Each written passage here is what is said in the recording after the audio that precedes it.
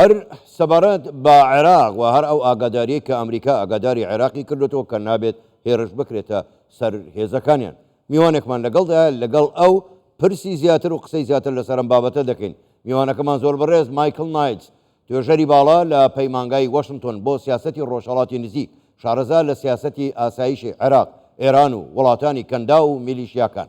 ئێمە ڕاستەوخۆ لە ویلایەتی ماسۆچوسێتس ڕاستەوخۆ بەڕێز مایکلمان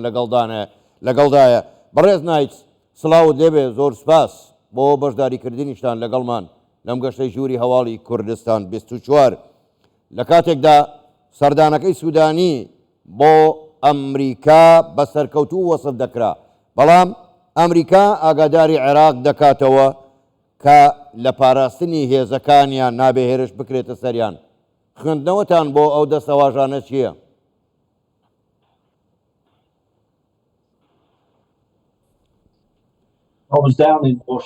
کاتێک لە واشنگتن دیسی بووم بۆ هەموو ئەم سەردانانەی ڕوویاندا، بڕوام وایە بۆ بەغداد بە سەرکەوتنێکی گەورە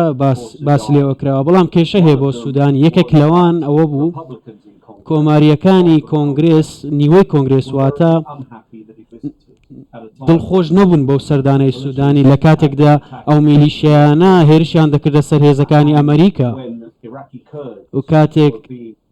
کورد لە عێراق و خەڵکی هەرێمی کوردستان فەرمانبەران موچەکانیان پێنەدەدرا و مافەکانیان لێ دەسێنرایەوە. بۆیە سوودانی کاتێک لە واشنگتن بوو زۆر گفتوگۆی لەگەڵ کرا لەبارەی هەرێمی کوردستان، لەگەڵ بایدن گفتوگۆی لەگەڵ کرا و لەلایەن لەگەڵ ئەنتۆنی بلینکنیش گفتوگۆی لەگەڵ کرا لەبارەی هەرێمی کوردستان. بۆیە تیمەکەی سوودانی لە واشنگتن گەڕانەوە و تێگەیشتن کە پشتیوانی هەرێمی کوردستان لە کۆنگرێس زۆرە پشتیوانی هەرێمی کوردستان دەکەن و کاتێک دەگەڕێنەوە دەبێ بیر بکەنەوە چۆن ئەو کێشانە چارەسەر بکەن لە نێوان حکوومەتی فیدرالی و حکوومەتی هەرێمی کوردستان. زۆر باشە، ئێوە باسی خاڵێکی زۆر گرنگتان کرد بەڕێز نایتس، کەواتە هەرێمی کوردستان و سەقامگیری و چاککردنی پەیوەندیەکانی هەرێمی کوردستان و عێراق بەلای ئەمریکاوە زۆر گرنگە. ئەمە بۆ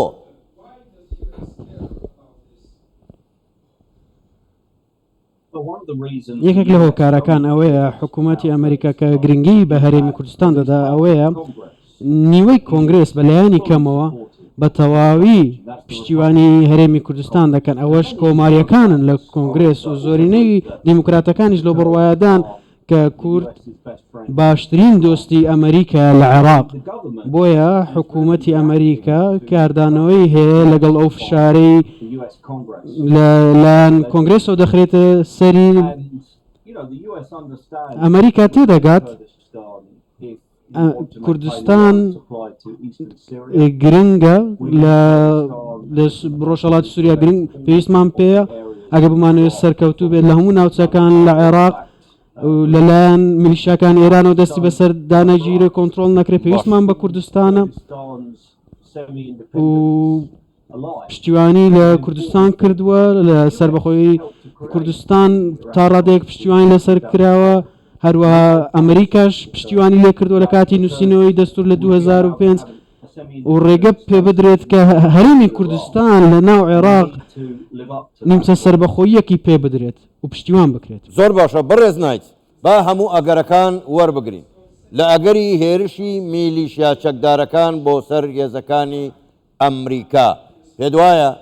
ئەمریکا کاردانەوەی توندی دەبێت لەو حاڵەتەدا پەیوەندیەکانی عێراق و ئەمریکا چی لێ بەسەر دێت؟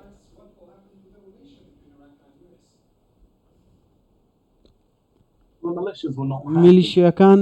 نیگەرانن لەوەی سوودانی گەڕایەوە بۆ عێراق بەبێ هیچ پلانێک بۆ دەرکردنی هێزەکانی ئەمریکا. ئەمەش شتێکە کورد لە عێراق و سونەش لە عێراق لێ دڵخۆشن، نانەوێت هێزەکانی ئەمریکا بڕۆن. ئەگەر پاشەکشە بکەن ئەو کاتی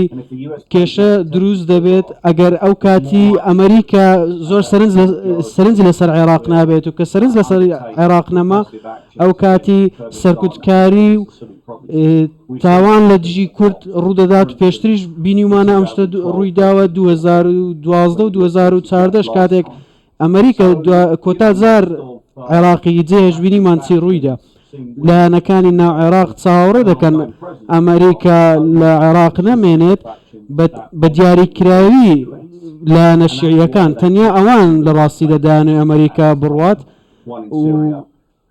لە کاتێکدا دەبینین هێرش کراوەتە سەر دوو بنکەی ئەمریکا لە عێراق و سووریا بەڵام کەسیان نەکوشت کەسیان بریندار نەکرد بۆ ئەمریکا بۆ سەرۆک بایدن ئەم شتە زۆر ڕوون ئاشکراوە ئەگەر ئەمریکیەک بکوژرێت ئەمریکا وەڵامی دەبێتەوە و دووبارە دەگەڕینەوە بۆ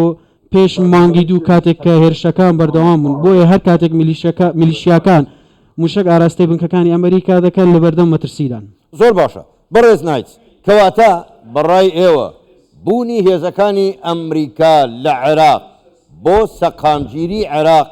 زۆر گرنگە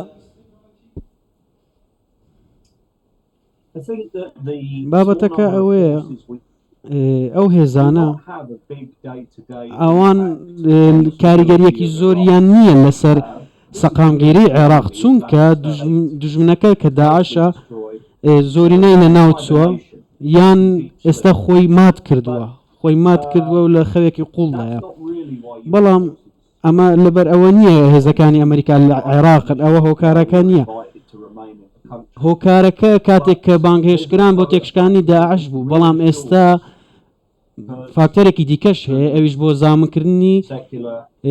سونەکان و بەشێک لە شیعەکانیان هەر کەسێکی دیکە لەلایەن میلیشیاکانەوە هێرشیان بکرێتە سەر پارێزرابن و سنوور بۆ خراپی دۆخەکە دابدرێت ئەگەر هێزەکانی ئەمریکا لەوێ بن واتە ئەمریکا سەرنج و گرنگی بەو بابەتانە دەدات لە هەر وڵاتێکیش بە هەمان شێوەیە ئەمەش شێوازێکە لەوەی ئەڵمانەکان بەریتانیەکان کەنەدیەکان هۆڵندیەکان ئیتالیەکان و هێزەکانی دیکەی ئەو وڵاتانە سەرنجیان لەسەر عێراق بێ گرنگی بە عێراق بدەن یەکێک لە هۆکارەکانیش وەزیرانی بەرگری و دەرەوە لە هەموو جیان دێن کە هاتوونە سەردانی عێراق بکەن لە 10 ساڵی ڕابردوو بەهۆی ئەو هاوپەیمانیەیە هاوپەیمانی دژی داعش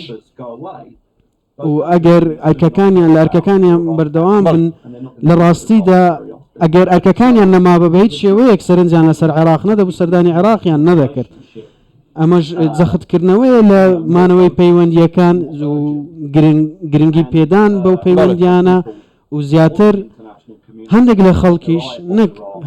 کۆمەلگەی نێودەوڵەتی نانەوێت چاویان لەسەر عێراق لا بدەن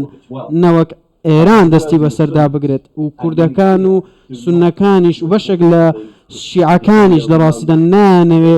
ئەمریکا عێراق جێبێڵێت چونکە هیچ سنوورێک بۆ کارەکانی میلیشیاکان نامێنێ زۆر باشە زۆر بەڕێز مایکل نایت سوێژەری باڵا لە پەیمانگەی واشنگتن بۆ سیاسەتی ڕۆژهەڵاتی نزیک شارەزا لە سیاسەتی ئاسایشی عێراق ئێران و وڵاتانی کەندا و میلیشیاکان ڕاستەوخۆ لە ماساچوست لەگەڵمان بووی گەلێک سوپاس بۆ بەشداریکردنتان لەگەڵمان کاتێکی خۆش